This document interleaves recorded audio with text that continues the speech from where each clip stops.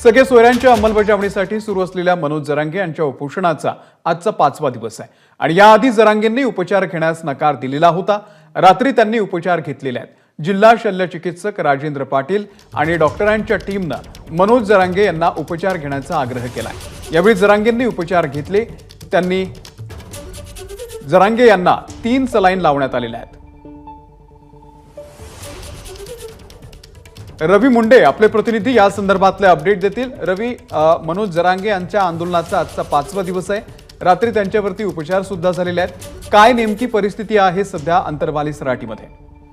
अमोल, काल 4थ्या दिवशी दुपारपासूनच मनोज जरांगे यांची तब्येत खालावलेली होती आणि डॉक्टरांच्या पथकाने सांगितल्याप्रमाणे की त्यांची शुगर देखील डाऊन झालेली, बीपी देखील डाऊन झालेला होता। अशा अवस्थेत त्यांना उपचार घेण्याची विनंती केली होती। साधारण 3 वेळेस डॉक्टरांचं पथक त्यांच्याकडे गेलेलं होतं, मात्र त्यावेळी त्यांनी स्पष्टपणे नकार दिलेला होता। रात्री काही ग्रामस्थ आणि डॉक्टरांच्या टीमने त्यांना उपचार घेणं आवश्यक असल्याचं समजावून सांगितलं। फार आग्रह केल्यानंतर रात्री 2:30 वाजता त्यांना सलाईन लावण्यात आलं। साधारण 3 सलाईन लावले आहेत। खरं तर त्यांची पातळी देखील खाली आलेली होती, त्यामुळे तात्काळ उपचार मिळणं फार आवश्यक होतं। त्यांनी पाणी देखील घेतलेलं नव्हतं। अशा अवस्थेत रात्री 2:30 वाजता तिथे सगळे गावकरी एकत्रित आले आणि सर्वांनी आग्रह केला। डॉक्टरांच्या टीमने देखील त्यांना आग्रह केल्यानंतर त्यांनी सलाईन घेण्यास होकार दिला आणि साधारण 3 सलाईन लावलेत आलेले आहेत।